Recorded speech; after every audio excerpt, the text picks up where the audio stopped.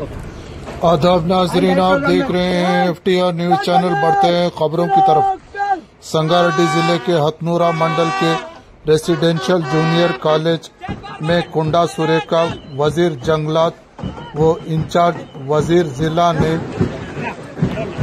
Diet मेनू का इफ्तिताह करते हुए रेसिडेंशियल स्कूल में तलबा को मियारी ग़िज़ा की सरबराही के लिए डाइट चार्ट जारी किया। इस मौके पर वी क्रांति कलेक्टर जिला के अलावा मदन रेड्डी और दीगर मौजूद थे।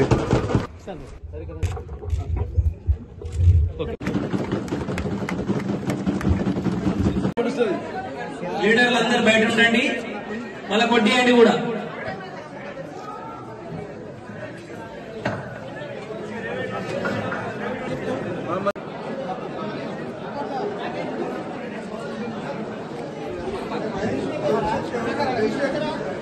ప్రిన్సిపల్ గారికి మరి ఇతర పెద్దలందరికీ ఈ కార్యక్రమానికి విచ్చేసినటువంటి తల్లిదండ్రులకు, స్టూడెంట్స్ కి, మీడియా సోదరులకు, ఇతర ప్రముఖ రాష్ట్ర వ్యాప్తంగా ఉన్నటువంటి రెసిడెన్షియల్ స్కూల్స్ కానీ, గురుకుల పాఠశాలల్లో కానీ ప్రతి ఒక్క ఆఫీసర్ కానీ, ప్రజాప్రతినిధులు కానీ వెళ్ళి ఈ నూతనంగా మనం ఏదైతే మెస్ ఛార్జెస్ పెంచామో ఆ ఛార్జెస్ ఓపెనింగ్ చేస్తూ ఆ స్కూళ్లలో భోజనాలు చేసి ఆ పిల్లల యొక్క మరి అభిప్రాయాలను, ఆలోచనలను ఏ విధంగా ఉన్నాయి షేర్ చేసుకొని రావాల్సిందిగా ఆదేశించడం జరిగింది.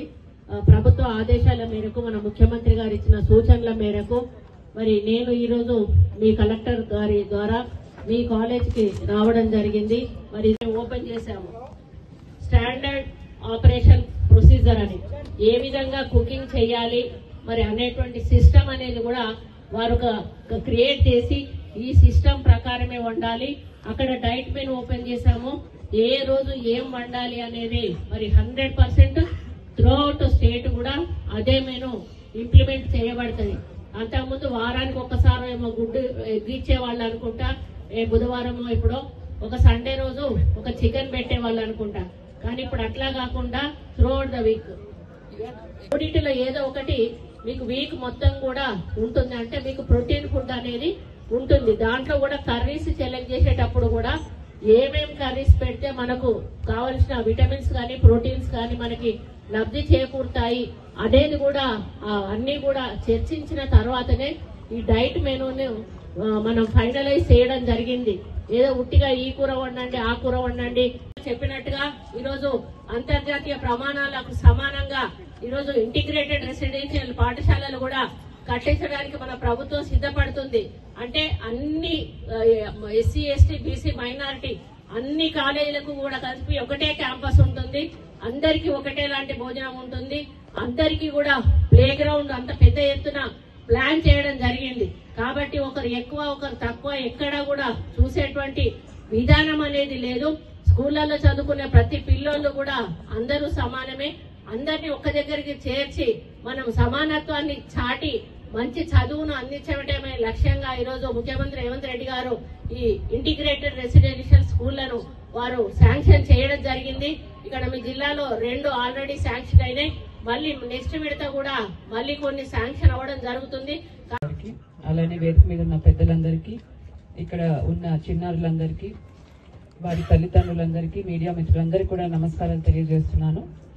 తెలంగాణ రాష్ట్ర ప్రభుత్వ పాఠశాలల్లో చదివే విద్యార్థులకు మెరుగైన విద్య, ఆరోగ్యం, ఆహారం నారాయణఖేడ్ నియోజకవర్గంలో, అలానే ప్రభుత్వ పాఠశాలలో మెరుగైన వసతులు కల్పించే విధంగా అమ్మ ఆదర్శ పాఠశాల కమిటీస్ అన్నవి ఏర్పాటు చేసుకుని అక్కడున్న పిల్లల యొక్క తల్లులే అమ్మ ఆదర్శ పాఠశాల కమిటీ సభ్యురాలుగా, అక్కడ గ్రామైక్య సంఘం మహిళ దాంట్లో మెంబర్గా ఉండే విధంగా అమ్మ ఆదర్శ పాఠశాల కమిటీస్ ఏర్పాటు చేసుకుని అన్ని ప్రభుత్వ పాఠశాలలో మరమ్మతులు చేపడుతూ దాంతోపాటు మహిళా సాధికారతకు కూడా పెద్దపీట వేయడం జరిగింది. మన జిల్లాలో మొత్తం కూడా 26 కోట్లతో అన్ని ప్రభుత్వ పాఠశాలల్లో కూడా మరమ్మతులు అన్నవి చేపట్టడం, అమ్మ ఆదర్శ పాఠశాలల ద్వారా చేపట్టడం జరిగింది. మరి నేడు కామన్ డైట్ మెన్యూ లాంచ్ అన్నది మనం ఈరోజు చేస్తున్నాము. 8 సంవత్సరాల తర్వాత డైట్ ఛార్జెస్ అన్నవి 40% పెంచడం జరిగింది. అలానే కాస్మెటిక్ ఛార్జెస్ అన్నవి 200% కూడా పెరగడం జరిగింది. రెసిడెన్షియల్ స్కూల్స్, వెల్ఫేర్ హాస్టల్స్ లో చదివే బాల బాలికలకు మంచి పౌష్టికాహారం అందే విధంగా ఉండేలాగా ఈ కామన్ డైట్ మెన్యూ అన్నది రూపుదిద్దడం జరిగింది.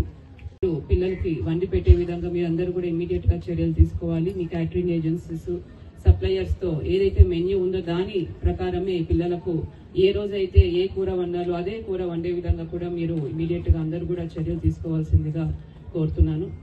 సో ఇక్కడ ఉన్న విద్యార్థులందరికీ కూడా ఇది మన ఈ కాలేజ్ సెంటర్ ఆఫ్ ఎక్సలెన్స్ గా ఉంది.